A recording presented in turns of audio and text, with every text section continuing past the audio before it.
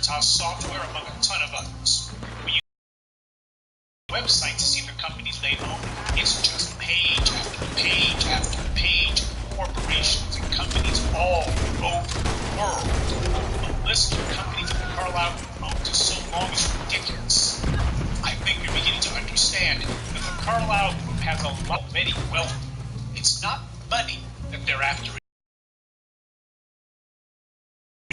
Money can buy. For those of you who don't drool on your shoes, you'll recall the video essay I delivered recently regarding black men starting our own CIA.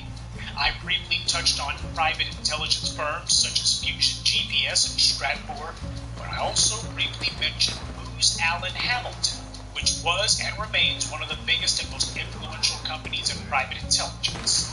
Edward Snowden, the man who absconded with all those secrets from the NSA, worked for Booz Allen.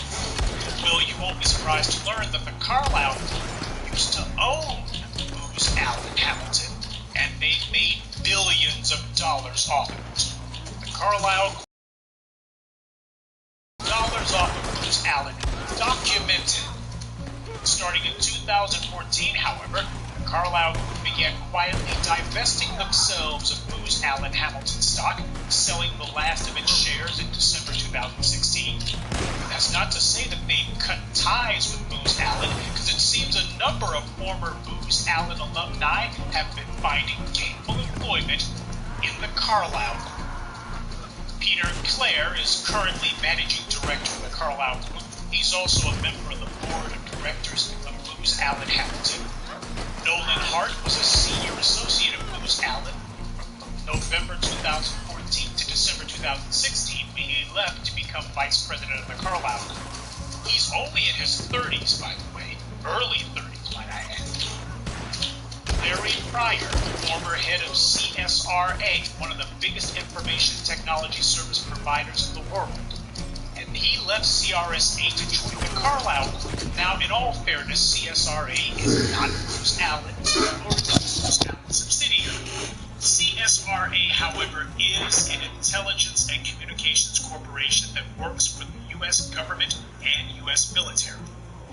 But Larry Pryor is in the same orbit as the Booz Allen guys. That's the point that I'm trying to get across to you. Now, there's plenty of others, but I think you get the point. Now, why is the Carlyle Group snatching up all these people from Booz Allen when they used to own the company? Because the Carlyle Group wants to bring those functions totally in-house. Equity investment is merely how they finance their real goal. For people like the Carlyle Group, that goal has always been control. See, you have a so-called equity firm run by former government intelligence officials and corporate giants who now have their own private intelligence company.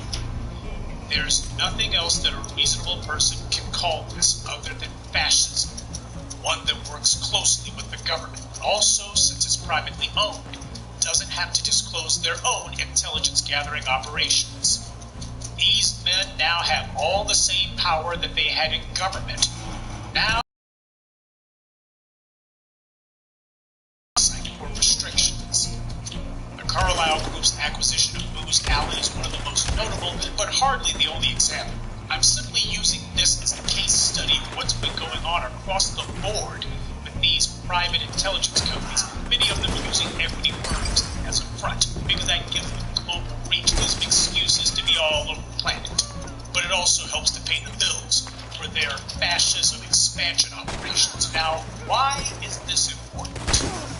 It's because I want black men in particular to understand how the men who have always run things operate. Power is not governmental.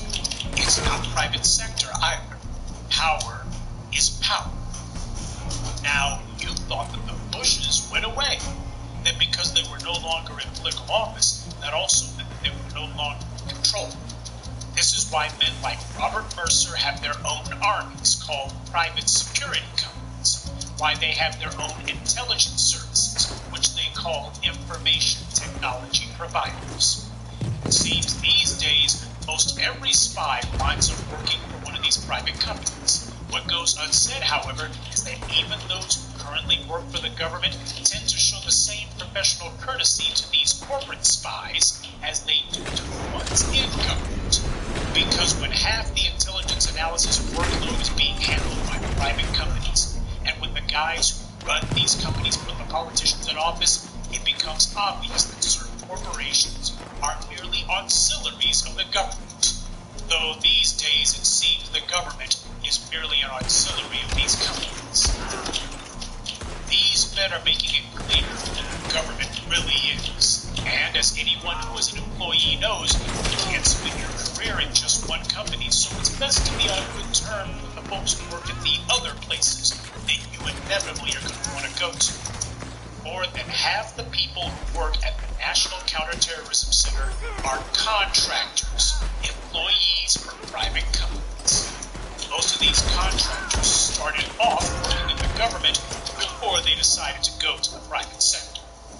This is what the world of intelligence has become, or rather what it's reverted back to. There's an interesting book that you might want to look into sometime called Her Majesty's Spy Master. It's a book about Queen Elizabeth I of England, and specifically Sir Francis Walsingham, who was, to all intents and purposes, her intelligence chief. The book happens to be full of a number of legerdemain of England in the post-Dark Ages period. I dare not call it Renaissance, because none of it was born except for the rise of European finality. However, in the book, there's one little episode they talk about where a number of British merchants, well-to-do, wealthy merchants, decided that maybe they didn't like the way that Elizabeth I was running things, and maybe they need to be in charge. See, Guy Fawkes wasn't the only one who had his own plot to overthrow the British government. But these well-to-do merchants owned all kinds of seafront property, and their plot was that they were going to allow a foreign army's navy to dock on their beachfront property. I'm not making this up. Read the book, you'll see it. And that was one of the many plots that Francis Walsingham uncovered and was able to foil. But it just goes to show the idea of these private individuals, these wealthy men deciding that if they don't like the way things are going, they're going to overthrow the government. It's very old, hundreds of years old. If you want another example of private corporate interests deciding that they're going to run the government by force, all you have to do is look at the case of Smedley Butler. For those of you who don't know, Smedley Butler was a Marine Corps general, and he achieved the highest rank that a general could get. He's still, I believe to this day, he's still the highest decorated Marine officer who the U.S. military has ever had. And he wrote a book. He eventually became an anti-war activist, but the book that he wrote is War is a Racket. The thing was published in 1935, and he was talking about how it became obvious to him that being sent all over the world, he was not putting down rebellions or dealing with insurgents. What he was doing was he was paving the way for corporate interests to get what they wanted. He wrote all about it in his book. As he put it, Al Capone only worked in 3 states. I worked on 3 continents. He compared himself to a gangster because that's what he had been reduced to. But the real reason that Smedley Butler felt the need to unburden himself of all the Firestone and others who decided they wanted to overthrow the government. See, the kind of violent overthrows of government that happened in Japan with the Super Patriots, that happened in Germany with the National Socialists, that garbage where you got private individuals saying, we got to restore the greatness of the country, when what they're really doing is they're trying to seize power for themselves. That thing was tried in the United States too. Most decorated Marine officer ever. This man commanded enormous respect, and they wanted him to lead a group of soldiers to overthrow the government, a coup d'etat. Now you might wonder, well, what did Franklin Roosevelt do? There's nothing Roosevelt could do. These corporations committed treason, bald-faced treason, and the president was helpless to do anything about them because he needed them more than they needed him.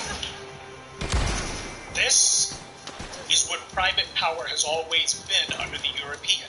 These men did not just recently decide that, hey, maybe power is best in our hands. It's been going on for hundreds of years that you have private individuals trying to figure out how to overthrow the government and become government unto themselves. it's not as if it's super secret. You need to understand just how deep this runs. The idea of those who have the money should be able to set up their own private intelligence services that they can use to spy on the government, to spy on you and me, for the exclusive benefit, for the unilateral power of a select few. And it's not as if the government doesn't know that. Money runs at the very heart of intelligence services. As black men, we are never going to gain the upper hand on white supremacy as long as we are waiting for white media to bring us information. We got to get proactive across the board. The best information is first-hand information, not fourth-hand information told to you by a bunch of white supremacist idiots. As black men, we got to make that a point. If you are in a position where you've got financial wherewithal, at some point you're supposed to be looking and going, I want to know what the world's going on for my own interest and my own benefit. You cannot separate finance from intelligence gathering. And by the way, if you think that this is just being Mr. Dixie or that I'm kind of laying it on a little thick, consider this. In May 2007, the Pentagon's Defense Intelligence Agency decided to hold a little conference, but it was by invitation only. They invited mostly people from the private companies who the government now farms out its intelligence workload to. This conference involved a PowerPoint presentation given by a woman named Terry Everett. She was a senior procurement executive in the Office of the Director of National Intelligence, and her presentation, titled Procuring the Future, involved her explaining to her colleagues what the makeup of the U.S. intelligence infrastructure was. Now, mind you, this was in 2007 that this little conference was held, this little presentation was delivered, over 11 years ago. One of her slides showed that a whopping 70% of the government's intelligence budget was being spent on contracts. As Everett's slides also showed, in 1998, government intelligence spent $18 billion on contracts. By 2006, it was $43.5 billion. So the U.S. government more than doubled the amount of money that it gave to these private corporations to carry out intelligence gathering and analysis, all in an 8-year period. Keep in mind, this started in 1998, at least that's where they tracked from. Going on long before that. 1998, say who was president in 1998? Oh yeah, Bill Clinton. And didn't his wife, the shrew, talk about a vast right-wing conspiracy? Well, they ought to know they were the ones helping to fund it. And to put this all in perspective, Edward Snowden, who I mentioned earlier, was himself an intelligence contractor. According to The Atlantic, Edward Snowden made over $200,000 a year working for Booz Allen Hamilton. Compare that to the average salary for an intelligence analyst in government, which is only about $78,000. And you've probably heard about the NSA leaker with the ridiculous name Reality Winner. She too worked for an intelligence contracting company. On a side note, white people are forever bitching and complaining about black children with weird names, but I didn't hear anyone talking about Reality Winner's name and how strange that is. Just saying. But even after Edward Snowden, even after Reality Winner, nobody on the left or the right has questioned the wisdom of outsourcing intelligence work. Nobody's looked at how much money has been spent. Nobody has asked what the hell are these private companies doing with all of this exclusive, high-level government intelligence that they're getting their hands on. Instead of bitching about Edward Snowden, you might want to ask what the men who run Booz Allen Hamilton with the information. Edward Snowden is only interested in trying to tell people how much the government knows. It's what they do with it that ought to be of concern to them. This is not being done by a government that have oversight. It's in the hands of men like Robert Mercer. We already know what they do. These companies now know a lot of the government's dirty dealings, and with former CIA directors owning these companies, well, not going to be putting this genie back in the bottle. And in a nice bit of truth in advertising, Miss Terry Everett, one of her slides, basically said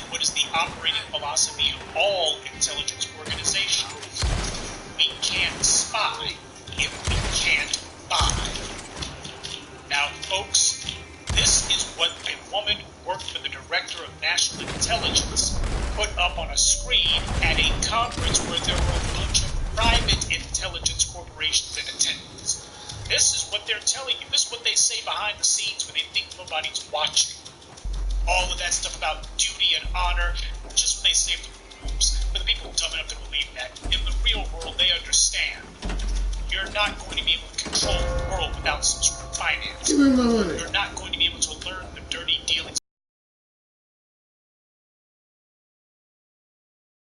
Field spies and operatives all over the world. You're not going to be able to set up eyes and ears all over the world unless you have a means of paying those eyes and ears. You're not going to be able to get people's lips to open for you unless you've got some money to pry those lips open. We can't spy if we can't buy. Intelligence gathering as a business transaction. It doesn't get much more blatant than that, folks. Your tax dollars at work. I hope that the point is a little more clearly understood. When I tell you that resources is the life's blood of an intelligence organization, I'm not just whistling Dixie. You had one of the government's main henchmen put on a private presentation where she told this gang of insiders that without money, they can't do spy work. You can't put it more blatantly than that, brothers. The bad guys understand what the point of having an economy is. Though given the pure idiocy that was on parade just a couple of weeks back, I'm convinced that little tidbit would have flown right over some black folks' heads. Now, this was at a government-sponsored event at which they brought private sector contractors. And do you want to guess how many black people were in attendance? I'm sure it was a nice round figure, 0. And believe it or not, this Everett woman's presentation, for a moment, it was posted on the DIA's website, but it was soon taken down when they realized that people had noticed it. As soon as somebody realized what the world was going on and that it had made a couple of headlines that, hey, look what the DIA is saying, all of a sudden they took it down. So they were fine with it as long as nobody noticed it. As white supremacy sees it, the biggest problem with democracy is that it's democratic. These guys don't want to serve government. They don't even want government to serve them. These private individuals want to be the government. But the government they want isn't a democracy or a republic, but a fascist plutocracy. Now, the reason I bring this all up isn't to feed your need for conspiracy theories. First of all, black people as a group can't really handle getting in-depth about how white supremacy functions. I had planned for a little while to go in-depth about Stratfor, but that's one that's simply going to have to wait. We're going to have to take this in steps. And secondly, the reason that I don't do too much on this isn't conspiracy theory. It's conspiracy fact. I'm not talking about something that I heard. I'm only showing you what I can prove. I'm not trying to impress you with the secrecy or the sophistication or layer upon layer of intrigue of white supremacy spy capability. The reason that I tell you about this, the entire reason that I tell you about Booz Allen Hamilton and how the Carlyle Group owned them and their global reach, and how you have white supremacy admitting that it takes money in order to spy, the reason that I tell you about these private interests who want to take the government's functions and make sure they have the exact same power is because, brothers, we need an equalizer. White supremacy has a weapon. We need one of our own. Or at the very least, we're going to need protection from their weapons. The white men who want true power don't believe in sharing it, not even with their own government. This is how the world is. White supremacy is the supreme power in this world. Deal with it. The white supremacists are in full control because we damn sure aren't. Denying that reality won't make it go away. It might make you feel better about your position, but it won't change your position. Seeing the world the way that it is, admitting to the world the way that it is, so that you can say it's not okay, that's what changes your position. I have no intention on placing my faith in the administrative arm of white supremacy. Even if the government was all black, hell, even if the government was all black first, nothing would change without resources. Nothing would get done without resources. That's the point that I'm trying to get across. Do Do not think that you're going to get black empowerment for free. Do not think that white supremacy is going to fall for free. I think that you're going to get your freedom for free. It's going to cost you. Now you can wait until white supremacy decides that it should cost you your life, or you should decide that you're going to open up your wallet and that you're also going to open up your time for this. But you will pay for your freedom one way or the other. You will pay to fight white supremacy one way or the other. We chose to outsource our economic security to white power. Tell me, how's that working out for us? Are we so foolish, even at this late date, as to think that we can outsource our political and group security to white supremacy as well?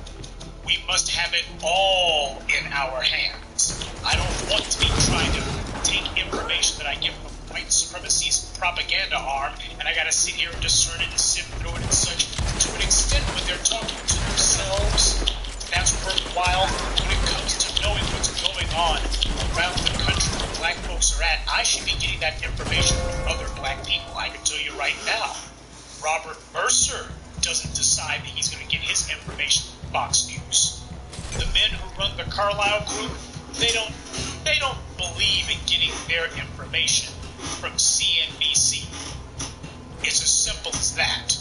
These men want the information for themselves. As was revealed in the documentary Fahrenheit 9/11, Poppy Bush takes advantage of a prerogative that few former presidents do, which is he still receives a daily presidential briefing. The same PDB, presidential daily briefing that Donald Trump gets, former presidents have access to it as well. Most former presidents don't do it, don't actually go for it because of the fact of what the hell you're going to do. But Poppy Bush does. And when you look at his position in the Carlyle Group, you got to wonder, how many times has he used this as insider information? He knows the stuff that's coming down the pipe before anyone else does. But as a president, that's the kind of value that he brings to the group. Hey, I can tell you what the CIA just got through finding out. I can tell you what the DIA suspects. I can tell you what all these U.S. governmental foreign intelligence agencies believe in. This is information that only the president sees. And I got access to it. Yeah, you see how that kind of thing works now, don't you? Robert Mercer doesn't believe in getting his information either from Poppy Bush. He believes in having his own eyes and his own ears out there gathering information for him. That's what he believes. That's what all of these white men with power believe. They're not going to... There's no honor among thieves. So trusting even their own white government, nah, they'll trust them to a point, but not to a fault. We need veto power over the administrative arm of white supremacy, over the government. We require veto power over them. Black men need to be able to nullify and cancel out the administrative arm of white supremacy. We don't just need an equalizer, we need the edge. We need an advantage, a clear advantage, an unassailable advantage. That kind of advantage, the best kind of advantage, is inside information that you gather yourself. There are some things that are simply too important to be left to any legislative body or to any gang of bureaucrats, no matter how dedicated or well-intentioned they may seem to be. Now, why is it that we don't have this already? Why is it that this is not the topic of discussion for black men constantly? Well, frankly, too many black men want to play helpless. We're not looking for power, we're looking for an excuse to hide behind so that we don't have to stop playing around and actually gathering power. The reality is this is because too many black men are lazy. They try to hide behind defeatist rhetoric because that's going to be their catch-all excuse. What's the old saying? If there's something that you really want, you'll find a way. And if you don't really want it, then what you'll find is an excuse. Well, we know where too many black men fall in that little discussion.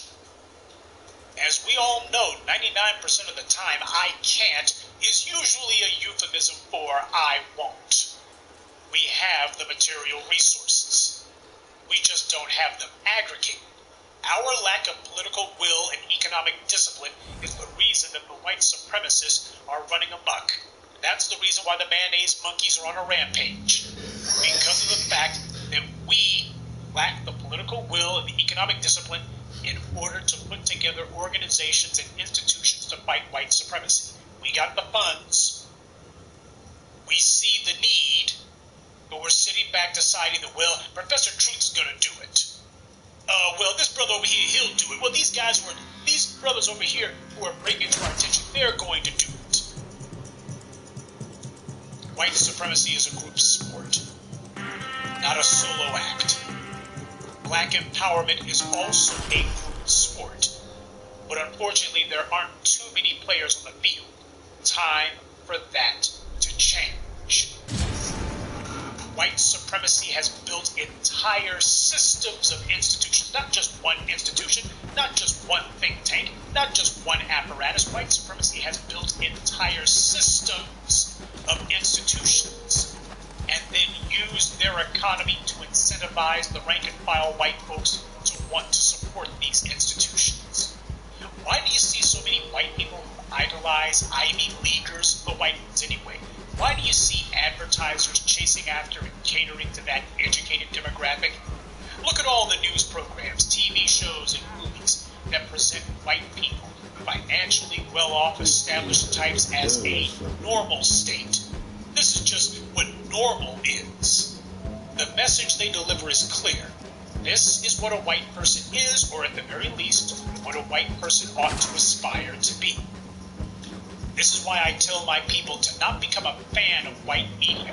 When they call their media programming, that's exactly what it is. They indoctrinate you. As you see it, the point of the TV shows you watch is to entertain you, to make you laugh or cry, or to give you some sort of meaningful entertainment experience. But as the men who own the media see it, their job is to bypass your skepticism and reason. They don't see the shows that they put together as being TV shows or news shows. They see them as, well, the term that they use these days is media products. And what is the product that these media shows put together? It is to get you to drop your guard, to get you to lower your mental defenses, and to get you to open your mind and just take in whatever they're shoveling in, because the truth of the matter is, you'll start off saying that this is BS, and before it's all over, you'll be lined up to see Black Panther, and you don't know why it is that you can't stop yourself. Oh, I've just got to see this. And when you look at how addicted black people are to white programming, you see that all of this white propaganda, all of this subtle brainwashing has worked. Black people will line up around the block with new LeBrons. They're not lining up to try to figure out how to get white supremacy on its knees. We saw the disgusting spectacle of black women lined up in order to buy hair weave from an Asian thug who knocked a black woman's face, knocked her face in. And instead of joining the black men who were protesting this violent Asian thug, instead the black women were lined up, I gotta get my half off hair weave. You are putting money into the hands of somebody who assaults black women, somebody who doesn't do anything for black people, somebody who has shown that if he had his way, black women would be freely attacked in the streets. Because that's where our focus is. White supremacy is promoted and protected by the institutions that it has created. That's the reason why you create institutions. The so-called media is meant to indoctrinate you to deify those institutions, to worship the very organizations and apparatuses that white supremacy has established to empower itself and to disempower you. That's why institutions are created. Their purpose is to be cultural anchors. They are pillars of the culture. That's their job, to reinforce the culture. Why does their media spend so much time glorifying the institutions of white supremacy? Why the endless repetition of how great these white organizations and these white policies are? Why the endless parade of men in uniforms who are portraying people who work for this or that agency or who went to this or that university as being better than everyone else?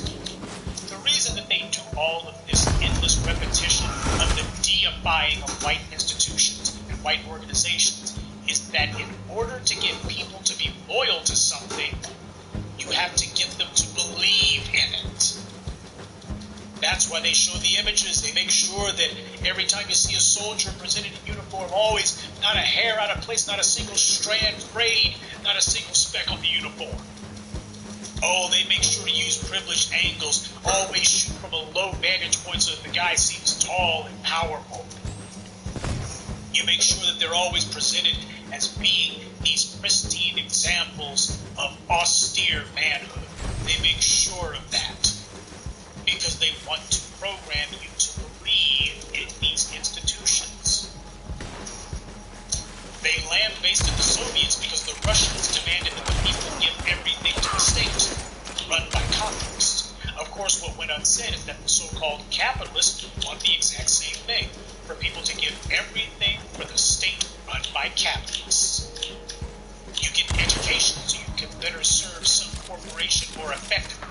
And if you get a degree and go into government, well, as you see with the intelligence sphere, the only reason to go into government is so that you can get the type of specialized insider knowledge and training that will make you more effective when you inevitably leave to go work for a corporation, doing the same job, but for a lot more money.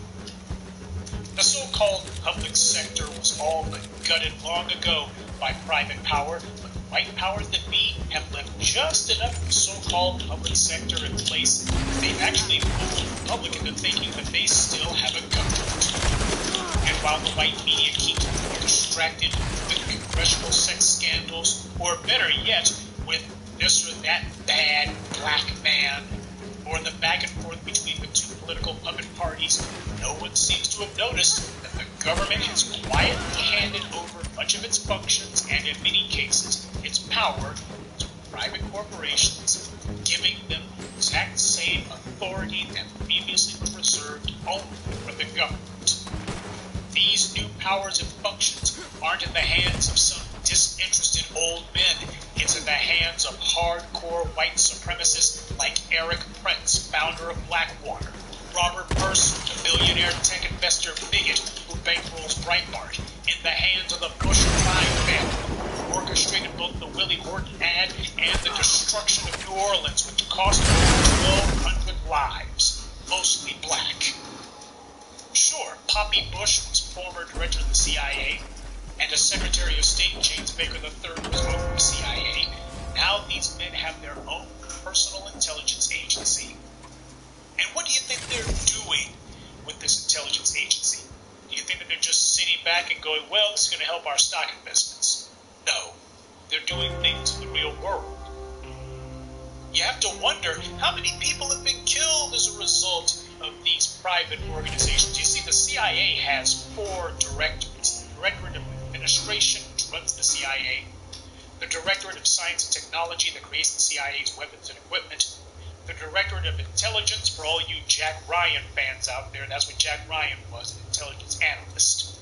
They analyze the information gathered, and finally you have the Directorate of Operations. Now these are the men who are actually responsible for going out and doing the real spy work, like Valerie Plame. She was in the Directorate of Operations. Their job was to bribe people, cajole people, coerce them, blackmail. That's what their job was, to get information. But the Directorate of Operations, of course, does much more than that. When called upon, they perform break-ins, bombings, and assassinations. See, that's what the U.S. government has.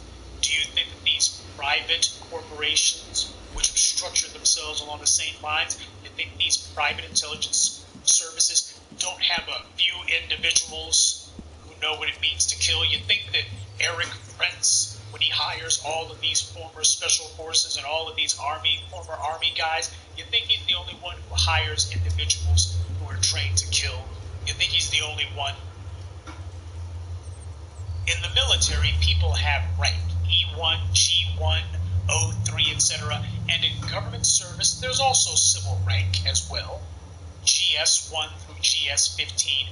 This structuring is done in order to give standardization to the government and military apparatuses, but it's also done so that when people transition from military to civil service, to civil service in the government, they know pretty much where they're going to land. The bureaucracy has a better idea of where to put someone who's transitioning from military to civil service. And since government is the shadow cast by business, You also see a similar mirroring of structure in the private sector. This is done so that whenever this or that bureaucrat has to deal with the private sector, they know who their corporate counterpart is. When people who work in the government get ready to transition to the private sector, they know where it is in the private sector that they're going to be. Sure, they don't use the same names as the government. They use different names, but they perform the same function. In order to facilitate their ability to work together, we see corporations structuring themselves more and more like the government. Administrative branch, intelligence branch, military branch, and even, of course, the propaganda arm. None of this is accidental. This doesn't happen because presidents and former congressmen and cabinet members prefer the structure of government so much. It's because they see themselves as having set up their own government. Now, brothers, we have to come to recognize these realities. Bad guys have an enormous head start, but we can catch up to them. Hell, we can overtake them. But this is going to require a massive and hyper-aggressive change in our priorities. That begins with changing the discourse among black men. We don't need the majority of black men to go along with this. In fact, the majority of them aren't even desirable. Most people are sheep. Black people have proved themselves to be a lot of black sheep. What we require is merely a critical mass of right black men. This is not going to come down to a numbers game. It's going to come down to willpower and organization. We don't need a ton of black men to do this, but we do require a critical mass of right black men who have brought enough resources to inflict their will, as Jason Black beautifully put it. We've done it on a small scale and for limited objectives. This is fine in the beginning stages because we're only just getting started. But our aims, our ambitions, our thirst for power simply must become far more voracious. It must become all-consuming. The world we live in is one where the people who run things want power all in their own hands. The question is, do you? Show me where you put your resources, and I'll tell you whether you have any power at all. It's not wrong for you to want an intelligence agency of your own. You need one. It's not wrong for you to decide that you want to know what this guy over here is doing, especially when he's been spending 500 years attacking you. You're a damn fool if you don't sit there and say, you know what, I happen to be rather fixated on what this guy over here is doing because most of what he does is usually against me. There's nothing wrong with that. That's common sense. I told you about the book Gideon's Spies that starts off with the Jews of Palestine at the beginning of the 20th century being attacked by Arabs. And one of the things that they pointed out after one of these skirmishes with the Arabs was, have our people not always relied upon good intelligence? Yes, the Jews figured that out. Black people, on the other hand, haven't. Because you don't see any black organizations that are dedicated solely to intelligence gathering. We need a number of them, not just one. We need institutions that are dedicated to securing and preserving our power and being proactive about it. You don't wait till the barbarians are at the gate. The man who, basically the president who understood the most about intelligence gathering, how it was to be used, was President Eisenhower. Now, a lot of people say that things were pretty quiet during Eisenhower's time, except for, of course, the Korean War. And there's all of that. It wound down under his watch. But the truth of the matter is, Eisenhower understood how intelligence was to be used. We know that he did because nothing happened. No, it's not that there weren't people who were trying to do stuff and people who were trying to do things. But when you're on top of your game, what happens is nothing occurs. Your enemies are shut down before anyone knows if they're afoot.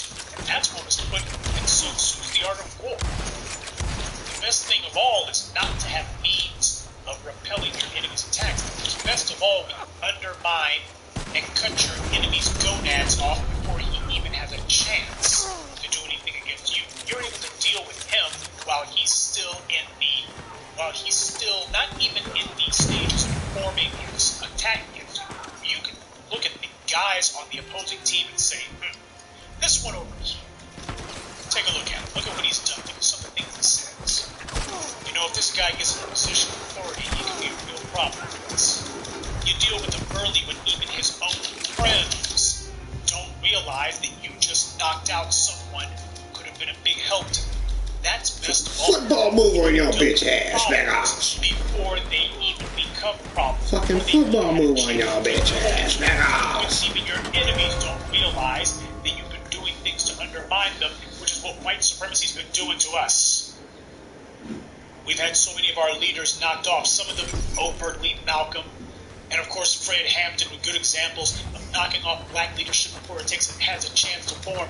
But what about behind the scenes? White supremacy uses its money to buy off individuals and say, here are your leaders, to prop up a bunch of fakers, frauds, and phonies, to get us off point. Black Lives Matters. Yes, you can have D. Ray McKeeson telling you that the black community is a bunch of homophobes, and that's what really matters. See, that's what intelligence gathering and intelligence really takes full power.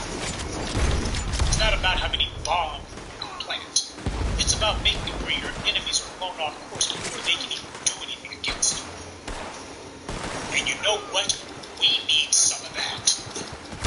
We don't merely need the desire to have our own intelligence gathering. We don't merely need the ability to do our own intelligence gathering.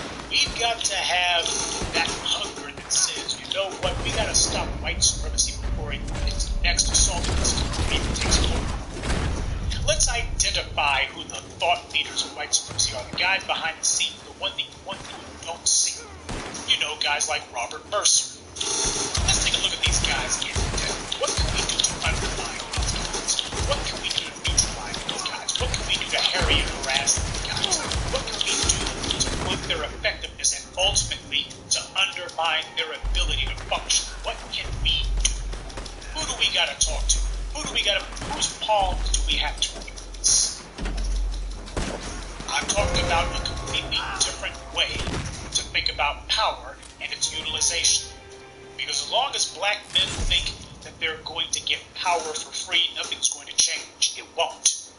And as long as black men are more focused on the next football game and not interested in the game of power politics at all, nothing's going to change except for one thing. The numbers of black men are going to decrease drastically. Because you see, white supremacy is not playing any games. You may think that you have time for something else, but white supremacy, as far as they're concerned, they've got time for nothing else except you. We're going to see a thinning of the herd. We're going to see a lot of black folks get bumped off. We're going to see a lot of black folks becoming casualties of this race war. And I can't feel too sorry for a lot of them because they suffered the same problem Bill Cosby had. They had something better to do than to secure their safety and security. They had something better to do.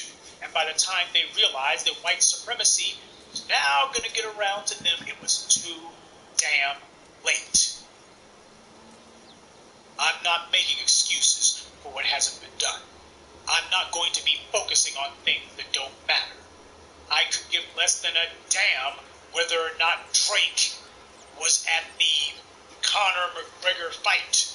The only interest that I would have in Conor McGregor is pointing out that Dana White is a scumbag who uses his little platform in order to show white supremacists, see, there are white guys here beating these black ones. He's nothing more than moral support of white supremacy. We can call that out, but the truth of the matter is he's got a company worth billions of dollars. And that company was built largely on the backs of black men, from Anderson Silva to John Jones. The problem isn't that we don't have the talent. The problem is we think somebody else is going to do something for us. Let me tell you, when it comes to fighting white supremacy, nobody else is going to do intelligence gathering for you. Your good white liberals won't do it. You've been begging white liberals for 150 years to tattle on the white supremacists, and they ain't done it. You've been begging these good white liberals for 150 years to please feed us some information, tell us who the bad guys are, please name some names, and they ain't done it. And they're not going to. Because the exact same white privilege that Richard Spencer and Robert Mercer depend upon for their goodies and for every crumb of their daily bread is also the exact same white privilege that Bette Midler depends on, that Rose McGowan depends on, that George Clooney depends on, any other so-called white liberal you want to name. The exact same white privilege that tethers the white supremacists to their white skin giveaways and goodies and all of their white skin rewards is the exact same white privilege that anchors these white liberals to it. Oh, they'll give a tisk, but that's all they're doing. So the moral of the story here is you ain't waiting to see if some white person's going to come along and give you and feed you your next meal. You know you'll starve if you wait for that. Well, why in the world would you sit around waiting for some good white folks to come along and to also feed you your intelligence as well? You're going to have to learn how to farm for yourself. You're going to have to learn to choose the right plot of land. You're going to have to learn to choose the best seed. You're going to have to learn to plow that field, to sow the seeds properly. You're going to have to learn to be patient, to wait for those seeds to grow and mature and become the harvest. You're going to have to learn to also be preparing next year's harvest while you're gathering this one. That takes time, it takes effort. But here's the thing, we can learn it, we can pick up all these skills. There's no skill set that black men cannot pick up if we dedicate ourselves to it. We do not have a resource problem, we have a prioritization problem. And if you have not prioritized your survival, then you won't survive. Oh, see, that's that bullshit. This motherfucker right here putting in some goddamn cheat codes. Hey everybody, it's Jake Tapper from CNN State of the Union and FactCheck.org, and this week we're going to take a look at that black unemployment is at its all-time low. He tweeted, in fact, quote, "Somebody please inform Jay-Z that because of my policies, black unemployment has just been reported to be at the lowest rate ever recorded," all caps. And then he repeated that claim at the State of the Union. Unemployment claims have hit a 45-year low, something I'm very proud of. African American unemployment stands at the lowest rate ever recorded. Is that true? Is African American unemployment at its lowest level ever because of President Trump's policies, as he claimed in the tweet? No, that's not entirely. It is at its lowest level since they started keeping these statistics in 1972. But it is not true that President Trump's policies are the reason that it is at this low level. What President Trump doesn't make clear is that when he took office, the black unemployment rate was nearly at a 10-year low already. In fact, black unemployment has been steadily decreasing for years. And this is a point that Democrats are jumping on to push back on. Take a listen to what Democratic Senator Kamala Harris of California told me after the president's statement. Many people, including members of the Congressional Black Caucus, were not applauding, and probably because we all know that the way that he should have made that statement is at the end of that statement he should have said, "Thank you, President Obama." Now, this downward trend in black unemployment has continued under President Trump. In fact, while the number of employed black Americans rose by 354,000 under President Trump, that rise is dwarfed by the gains in each of the previous 3 years under President Obama. It increased 541,000 in 2016. 767,000 in 2015, and 710,000 in 2014. We should note here that we are consistently using the same numbers and same sources of information, whether we're talking about President Obama or President Trump, and that is not what candidate Trump did. They just make up literally inflated walking up like of black unemployment while campaigning for president. If you look at what's going on in white this country, supremacy can cheat on their games. White supremacy can cheat on their motherfucking games. No doubt it's good that unemployment in general is going down, and unemployment in the black community is going down. President Trump seems surprised that he isn't getting more credit for this in the black community.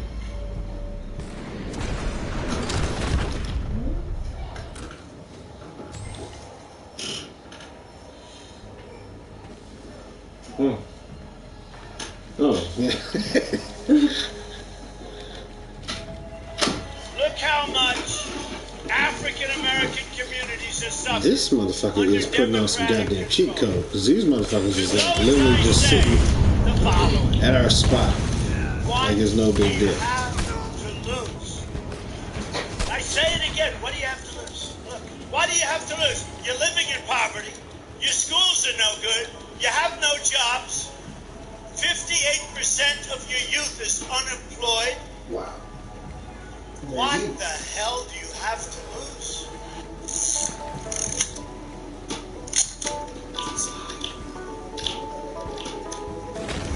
And I said, vote for me. What the hell do you have to lose? Remember that?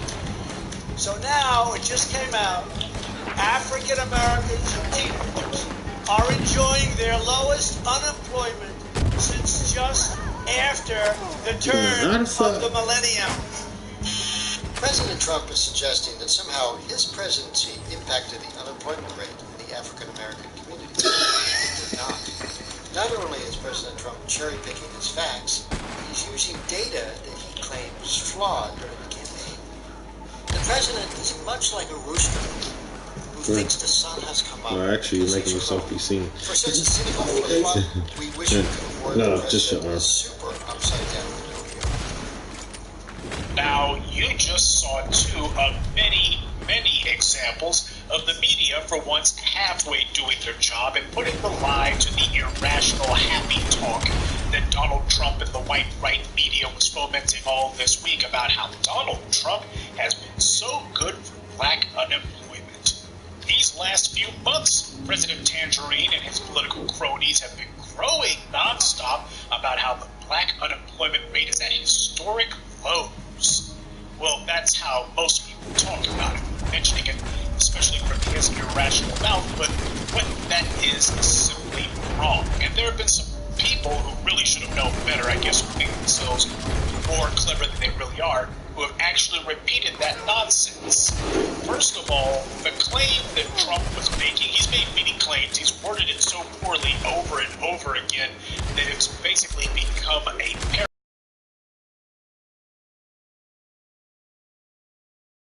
Is that, and I'm quoting, African American unemployment is at the lowest ever recorded in our country.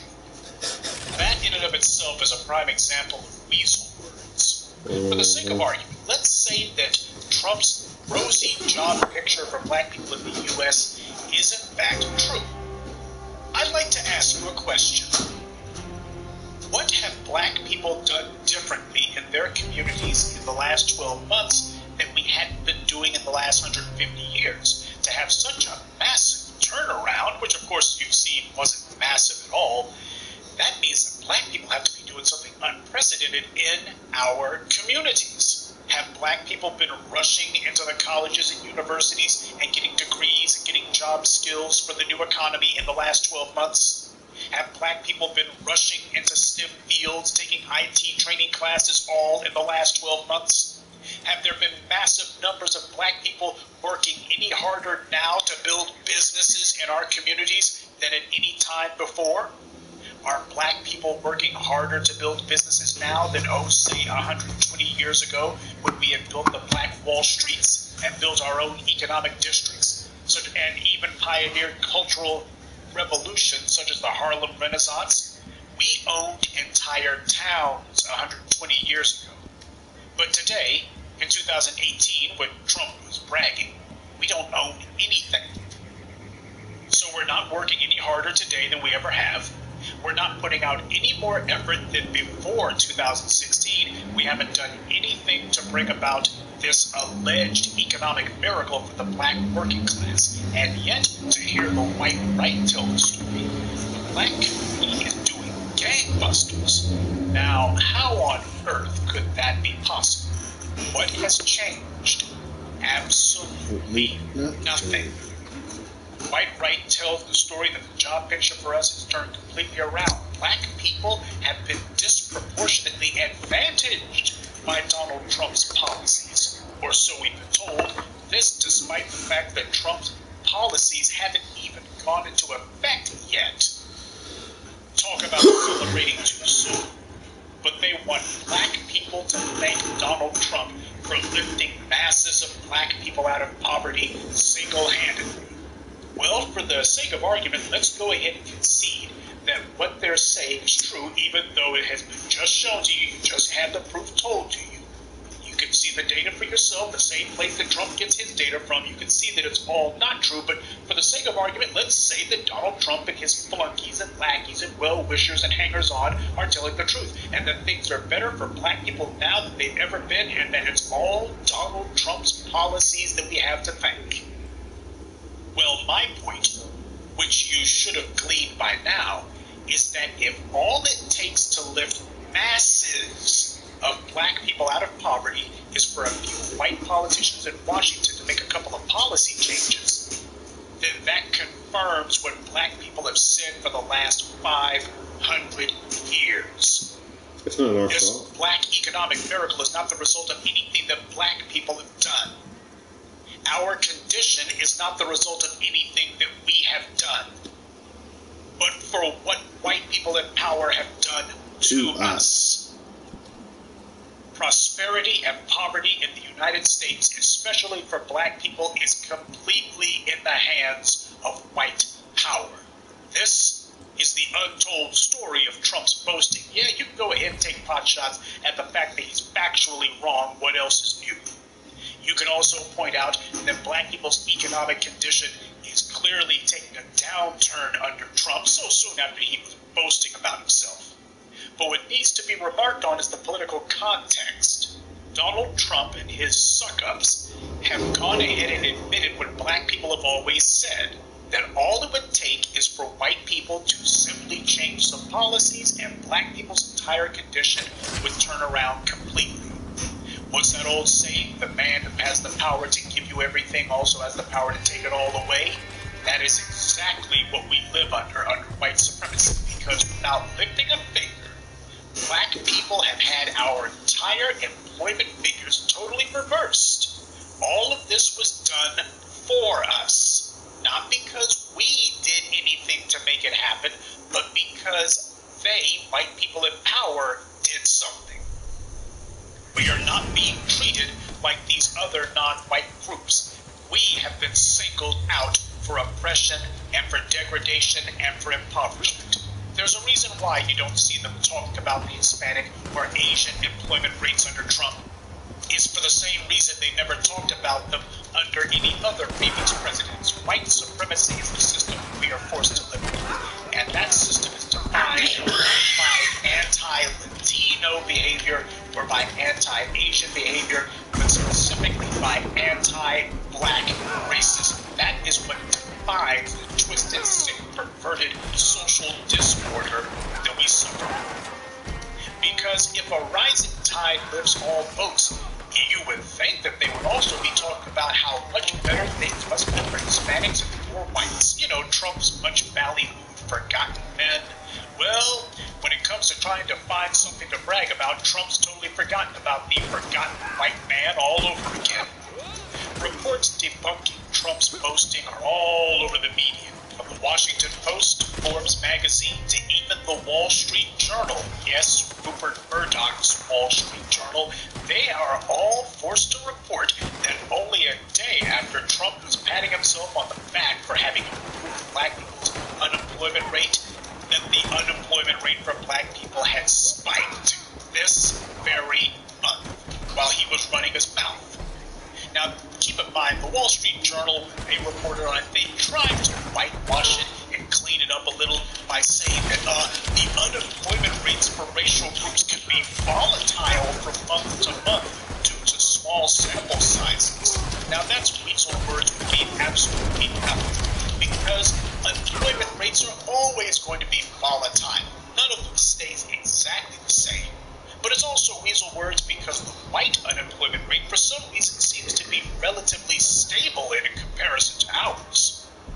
And then the Wall Street Journal, as a footnote under their little blog post here, they reported that, quote, the unemployment rates for non-whites remained well above the rate for whites, which was at 3.5% last month. Now, the main thing that black people have actually been complaining about and demanding from the government is that we be treated no differently than white people, and under Trump, black unemployment is double what it is for white people.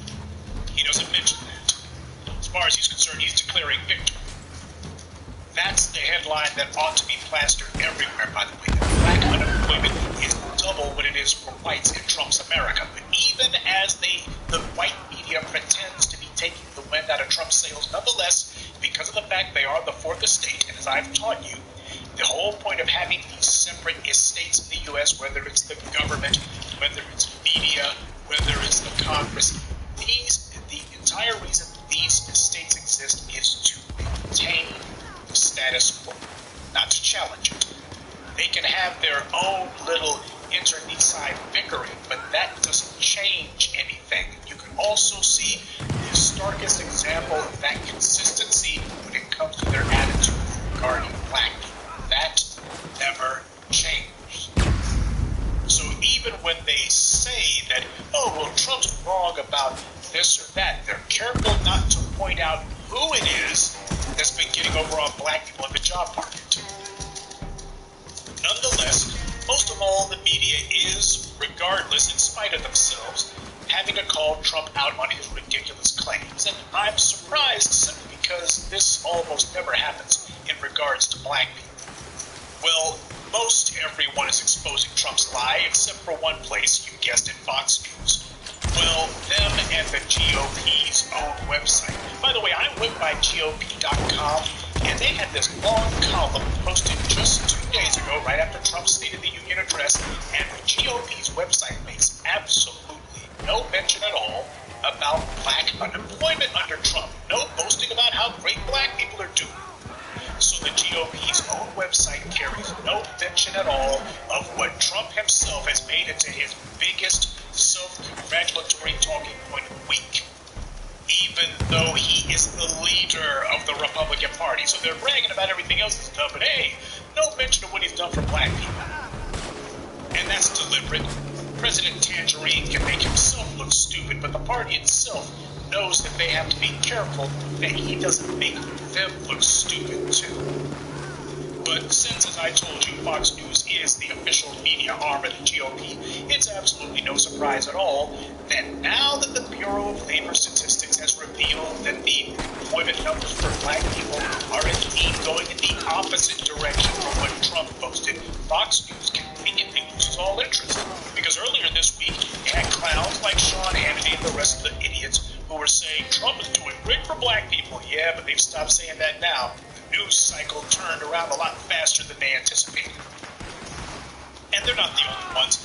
The other right-wing media whores who now realize that they aren't going to be getting any political mileage out of Trump's alleged success in the condition of black people, they've dropped the topic too. Yes, the entirety of the white media is one enormous propaganda mill, but some black people have bought into the idea that being contrary somehow makes them smarter than the rest of us. You got some black folks who think that just because as black people we're in a debated state, that, well, what this means is I'm going to just disagree with every single point across the board that the majority of black people are on board with. That's not intelligence. That happens to be contrary for contrary's sake, because you're not putting any thought behind it. There have been some black people who have actually been saying, yes, see, Trump's been good for black folks. I am the first to tell you that you should not trust either political party. But some of you have decided that since the Democrats are using black people just for votes, that somehow the enemy of your enemy is your friend. So you're going to carry water for Republicans every now and then. We ought to be smart enough to know by now the GOP isn't the enemy of the Democratic Party at all. I've seen some black people online thinking themselves much smarter than they actually are, repeating right-wing media talking points about Trump and black unemployment. These people, by the way, have not remarked on what the Bureau of Labor Statistics just got through saying, so they too are as big a liar as Trump is. Yes, the black vote is on strike, but that means we're on strike to all the political parties, not just the Democrats, not just the Republicans, but all of them. The Green Party, the Libertarians, anyone else who's out there. What this little episode ought to teach these would-be black iconoclasts is that the Democrats are bald-faced liars, and so is Trump. He's not on our side any more than the Democrats are.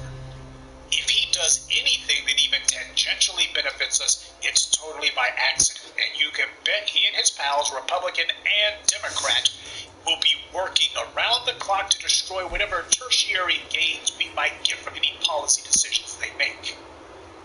They gauge their success, they gauge their position on ours. If black people are benefiting, that's a flaw in the system and has to be checked immediately. If black people are down and out, well, that's the system working exactly the way it's supposed to. The right-wing media has placed an embargo on mentioning the Bureau of Labor Statistics' latest data because their goal is to make Trump look good, and this is yet another in an endless string of lies and embarrassments for him and for them. Now, that's no surprise, but when black people decide that for whatever reason they're going to jump on that kind of fetid bandwagon, that is wrong, and it's inexcusable. And in this case, it's like something out of a comedy. At the exact moment he's announcing that things are getting good for black people, that's when the government, his government, announces data showing exactly the opposite. Now, if you get your news from the right-wing nuts, they call me you are in a landlord. bubble where you only hear what little info props up your biases. They call me landlord. Debating with the fact that Donald Trump was bragging about black unemployment figures, and he used the Bureau of Labor Statistics in order to give himself a pat on the back, and now that same Bureau of Labor Statistics says, not so fast, things have gotten worse under you. Now, if you claim that you're somebody who just believes in the data, you go where the information leads, then aren't you going to be going in this direction? See, as black people, we're not supposed to have any dog in the fight between Republicans and Democrats. We're supposed to, more than anyone, we are supposed to be able to see the scam. We're supposed to be able to understand that this is all just political theater being put on to distract the masses. But that doesn't bother the clowns who get their information from the right-wing bubble, or the black people who apparently think that they sound smart by repeating this claptrap. These people, by the way, I'm talking about the white folks who have decided that for a single day they were going to talk about Trump and black unemployment. Aren't these the same white people who constantly bitch and complain whenever a black person gets a job because, according to them, black people take jobs from white people? If a black person gets a job, it's because they took it from a more deserving white candidate. I didn't get this job, or this black person got a job, and it's probably because of affirmative action, some white person should have gotten it. Isn't that what they say all the time, especially with Fox News? And yet, all of a sudden, they're saying the opposite. They claim that black people are unqualified for the few jobs that we're actually able to get. They made a cottage industry out of proclaiming that black people ought to not have jobs. But the moment it becomes politically expedient, at least for a news cycle, all of a sudden these same people are praising black employment. Oh, so apparently black people are worthy of jobs, or at least if you think that you can make hay out of it for the sake of propping up the Trump regime. We're going to dwell on that for you because this lets you understand the psychopathic racism that is white supremacy. They understand full well that black people's position in this country is almost exclusively the result of white people's policies and behaviors and biases. They also spend all their time bitching and complaining about black people not being deserving of jobs because if a black person gets a job, it's because they got it from a white person who's more deserving. But now they're singing for a day. And what that tells you is there is no honesty with these white supremacists. There is no truth with these racists. I was the one who told you that the only value system that white supremacy has is moral relativism and situational ethics. Whenever you point out the wrong that they're doing, they try to say, but what about black on black crime? That's moral relativism. And whenever you point out that black people's employment happens to be going up, the same white people who are bitching about it will instead say, oh, isn't this good for President Trump? That's situational ethics. It depends on what situation they're in. That's the total pole of values you're going to see from them, depending on which way the wind's blowing at the present moment. So don't let any of these bastards get away with saying that things are great for black people. They don't give a two-bit damn about the condition of black people. If they did, then they wouldn't bitch and complain whenever black people get jobs. You can't have it both ways.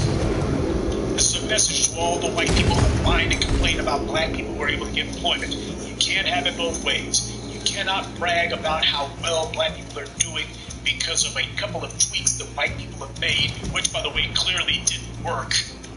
Your tweaks to the system didn't work. Just thought you should know. But in the very next breath, you're bitching and complaining that anything that benefits black people, by definition, disadvantages white people.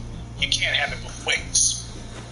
Now, clearly, President Tangerine and his pals are humiliated at being proven so quickly on what they hoped was going to be a big PR win for them. But they have no one to blame for this latest humiliation but themselves. Trump has been tripping over his own forked tongue since before the election, and the more he talks, the worse he makes it for himself. No one told that orange-faced baboon to be trying to use the black community as a football in his game of power politics. Nope. No one told him to try to make us into some sort of cause celeb for his own PR boost. Nope. He chose to do that. Yeah. Black people told him to keep our names out of his mouth. Every time you look up, he's constantly attacking us, constantly running us around. We said, hey, man, if you ain't got nothing good to say about us, just keep your mouth shut. And here President Tangerine comes along. I think I can get some mileage out of this. Look at this. Watch this, everyone. Yeah, watch this face plant. And his media surrogates and hangers-on, they chose to repeat his nonsense. Man. Just to show that as a group, they don't have the sense God gave a dog.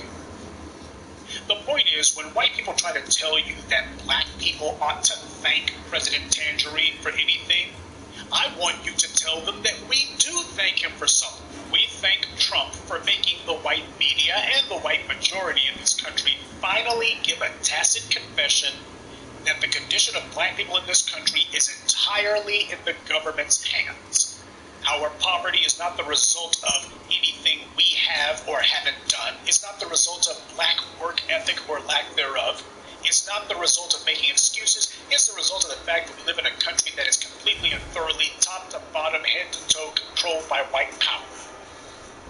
That if they want something not to happen, it ain't gonna happen. White supremacy has been the biggest economic impediment to our progress, and if Donald Trump can come in and not even do anything, all he has to do is basically show up and say, more money for the rich. If this allegedly had any sort of beneficial impact for us, what it shows is all the stuff that's happening to black people is not because of us. So you don't get to bitch and complain about anything that black people are doing. You ought to be looking at white people in power, and saying, hey, why are we sitting here screwing black people over? We really need to stop that. They don't call that out. And none of his supporters calls that out. This is a conversation that is only being had in fragments. The complete conversation would have to start with, if Trump is right that black people's economic condition has changed, then it proves that it's not because of anything that black people have done, which of course means that black poverty is not the result of anything black people have done. The government has it completely and thoroughly in their hands to totally revolutionize the condition of black people if they would make sure that, first of all, stop withholding opportunities specifically for black people and start putting resources into the black community like they do every other community. We have been singled out for deprivation, but only us. When it comes to economic stupidity, however, President Tangerine and the white right, they aren't the only ones who need to keep their mouths shut on the issues. On cable news, and especially online, I'm sure that you've seen plenty of people who clearly don't know what they're talking about, mindlessly repeating the corporate lines fed to them by Walmart and Comcast, that these big corporations simply can't afford to raise wages. And some of these morons have cited Walmart as a specific example. These corporations are awash in cash, folks. They can easily afford to raise wages. Some people think stupidity sounds cute. For the record, anyone who idiotically parrots a corporate line, particularly about how Walmart or these other big corporations treat their employees, that person is certified stupid. So for all the jackasses claiming that Walmart or this and that other big corporation can't afford to pay their hourly employees more money, then they just seem like they're a globe-spanning billion-dollar industry. They actually are paupers. They're on their last legs. They can't afford to pay their employees more. Well, it seems Walmart didn't get the memo. And apparently neither did Comcast or AT&T or Home Depot. On a side note, this is how you know the fix is in. This is how you know these guys are all mobbed up, working hand in hand. As Noam Chomsky said, that government is the shadow cast Still by got that business. ass, nigga. Government does what business wants. And the businesses have made it crystal clear that as far as they're concerned, they will lie right to the face of the people and nobody in the government will call them out. Yet you heard the Democrats call them out and say, wait a minute, if you corporations really can't afford to pay your employees more, where the hell are these freaking bonuses and so-called pay hikes coming from for your hourly employees? It's because the corporations are trying to create a false connection in the minds of their wage slave employees between Trump giving the 1% tax cut and a bonus for employees. But where were these bonuses last year? Or during the Bush years? Or the Reagan years? When you control billions of dollars, you got the power to turn your lies into other people's truth. Or you can employ paid liars to convince the public of your falsehoods. Mm-hmm. Because after Trump announced his tax break for the rich, Walmart, among a host of the big corporations, immediately announced that they were going to raise wages to $11 an hour and giving their hour employees a one-time bonus of $2,000. These are the same corporations who are constantly pleading poverty whenever people have asked them about raising wages. Whenever people bring up the issue of living wage, these are the corporations who say, what are you talking about raising wages? That we wouldn't be able to employ anyone. We'd have to lay people off. Oh, it would impoverish us. If we had to raise wages across the board, it would put us out of business. We have to fire people to compensate for the fact that we're having to pay more. Now, these same corporations, they have not gotten one penny from Trump's tax policies because those tax policies haven't gone into effect yet. And yet, these same corporations who have not gotten so much as one extra penny from Trump's policies, they are nonetheless, right now, as we speak, raising the wages and giving out bonuses to their employees because that lets you know how much cash they've got in reserve. And they're doing this for their hourly employees. The same hourly employees who we have been told that it was unfeasible for these corporations to give a raise or bonuses to. Get your ass out of that corporations simply didn't have the money. Well, that's what you get for believing a corporate press release. That's what you get for believing the articles that they pay for. You're reading the articles that are trying to intellectualize the idea that big corporations can't afford to pay more. Then congratulations, stupid. You repeated the garbage that the corporations put out and they paid for these articles. I told you about Edward Bernays and his book Propaganda, where he pointed out that for the PR experts, you can see where the corporations have paid publications to print their line. You can tell when they've done it. And this is just one case study. It proves that these corporations have always had the money to pay their employees more. It wasn't just something that leftists and liberals were saying. This is the reality. It proves that they were lying. And a lobotomized jackass can see it. For God's sake, when you hear a talking point on the Fox Business Channel, that should be your first clue that it's crap. Corporate honesty is an oxymoron that only a pure moron would ever fall for. Yet these blatantly fraudulent talking points have been making the rounds. The same Walmart who has spent decades telling you, or having their paid flunky experts write articles online telling you that they simply can't afford to pay their hourly workers more, will they just damn across the board? Fuck that explosion. Announcing before we gotta lay folks off to compensate. They're not doing that. They're saying, no, we're gonna keep the same payroll. We're paying everybody a lot more. Gee, who could have seen this one coming? But don't expect any of the folks who fell for these lies to ever come up with the admission. Part of being stupid is that you're too stupid to know you're stupid. Black people work for every crumb that we get, but we must never forget we live under racial domination. Good shit. Whatever crumbs that you've gotten, you better understand the context under which you were able to scrape them together. The crumbs that you have is what you're allowed to have. That's the reason why we are fighting for liberation, so that we can have what we've earned and not merely whatever white supremacy thinks is just barely enough to keep us from rioting in the streets. A few Negroes with a house in the suburbs, that means nothing under white supremacy. It's not a threat. So that's the reason why you getting a house in a nicer neighborhood, that doesn't mean anything to you. A handful of Negroes who got just enough money to not have to worry about retirement, that's no threat to white supremacy. That's why they can allow you to have it. They can allow you to have a couple of Negro trinkets, a couple of small creature comforts, because it doesn't threaten their power. In fact, a handful of wealthy Negroes is not a threat to white supremacy either, as Michael Jackson or Bill Cosby have shown. What white supremacy fears is the thing that they've always feared. That is black group economic empowerment. What affects the masses? White supremacy isn't scared of letting you have some just over broke employment because that's no threat to them. If you have a job, you earned it, no question. But don't go kidding yourself that white supremacy doesn't have the power to take it away from you. Or that white supremacy didn't allow you to have that, because if they didn't want you to have it, you wouldn't have gotten it. There's a better than 94% chance that you work either for a white person or for some apparatchik of white supremacy. What these big corporations are doing with their arbitrary raises and bonuses for hourly employees, they're revealing to us how Barack Obama's tax policies affected them. Basically. Keep in mind, the Trump tax policies haven't gone into effect, and even after they do, it's going to be months before their impact is manifest on anyone's balance sheet. And yet, merely announcing a tax change has magically filled these corporations' coffers with money, so much so that they're able to throw it around like a drunk sailor in a Bangkok brothel. Now, folks, when are we going to get wise enough to see through the scam? And as we can see, they have given tons of cash away, just giving it away.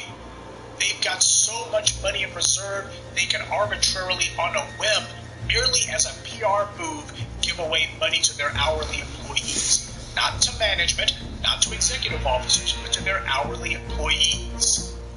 They're revealing how much they have to show for the Obama years, and clearly it is a lot.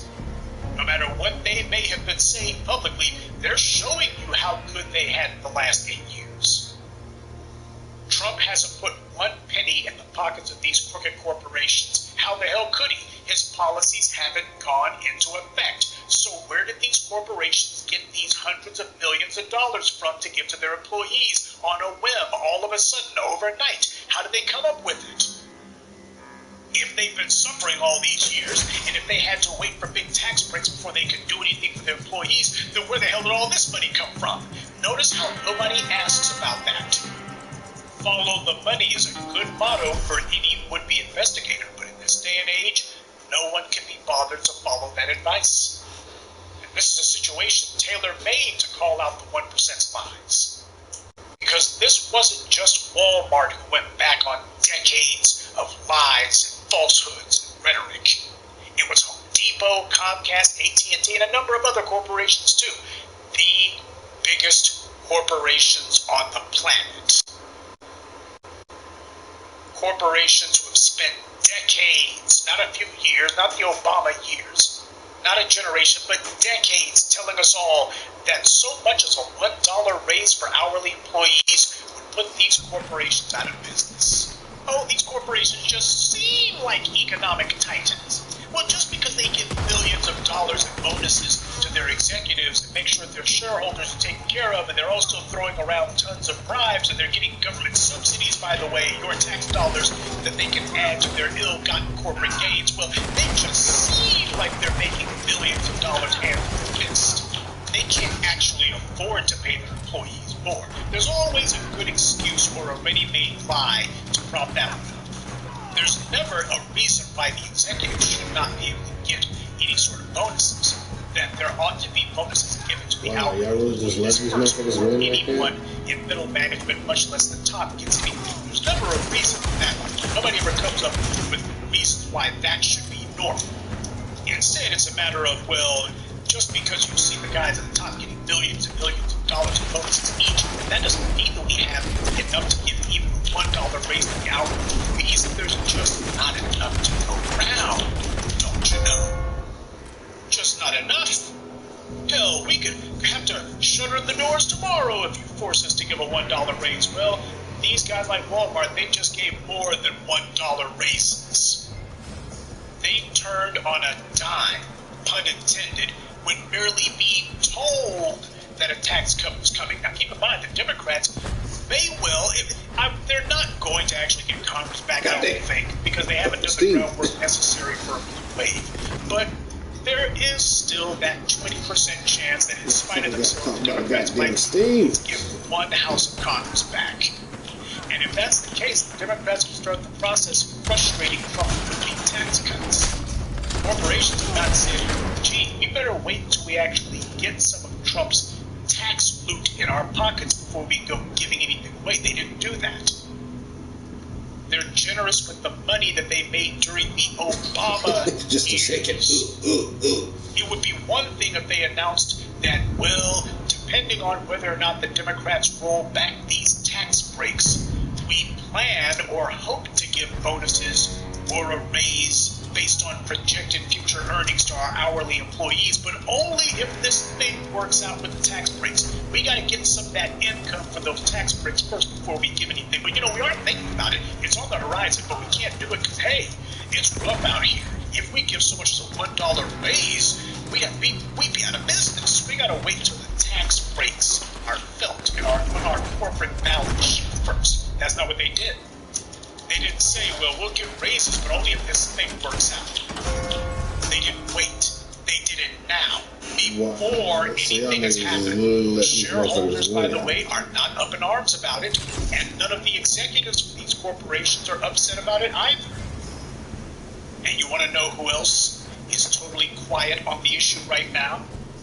The empty-headed morons that you've seen on broadcast TV and print and online who've been supporting the lie that the corporations have been telling the truth, when they themselves claim that they couldn't afford to do the very thing that they just did. Where are the right wing nuts to lecture us now about the unfeasibility of a living wage? Where are the self-appointed armchair economic experts to lecture us all that across-the-board pay raise for hourly employees simply wouldn't be possible because for these corporations the money just isn't there? Good look here. Oh, sure, the corporations lie about everything else that they do. When it comes to how they pay their hourly employees, well, now they're being on the level with us. They lie about the other 99.9% of things that they say. But when it comes to the hourly shoot that employees, motherfucker! Goddamn, you got a foul! Where are the right-wing nuts at? Where are their well-wishers and the folks in between? They're very quiet now. And worse than that, the so-called white liberals aren't calling out this fraud either. Corporations just put the lie to all their denials that they can't institute a living wage. But white liberals are MIA on this issue. Where are the white liberals at to expose Comcast's blatant duplicity? Where's Rachel Maddow at to do some segments on it? Where's Joy the Jackass Reed at? Where's Lawrence O'Donnell at? Why in the world are they not pointing out Comcast lying about their hourly employee capability? That they can't pay more? Why aren't they calling out Comcast? Well, perhaps it's because so many of them work for Comcast. And even the ones who aren't calling out Comcast by name, they know how the game is played. They're hoping to work for these guys. And if you start saying that these corporations ought to part with their money for their hourly employees, if you don't toe the corporate line, well, that pretty much means you ain't going to be a good cog in their machine. So you can go ahead and rag on the Republicans all you want. You just better watch what you say about the corporations, especially if you have any delusions about working.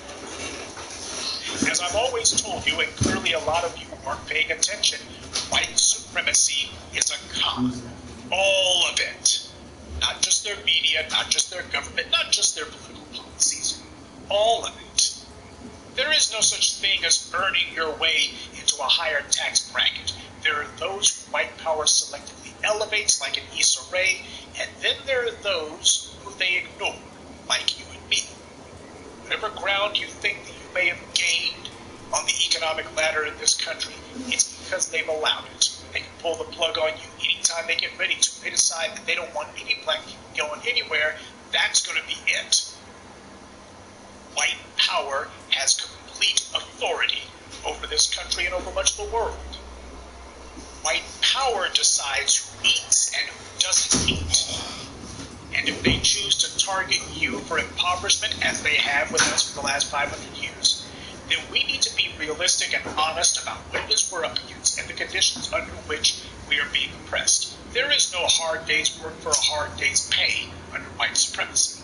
The Europeans' position is not the result of hard work, dented industry, is not the result of work ethic, and our position is not the result of any laziness or slacking. Black people do not slack any more than anyone else. If anything, we work harder and have less to show for it.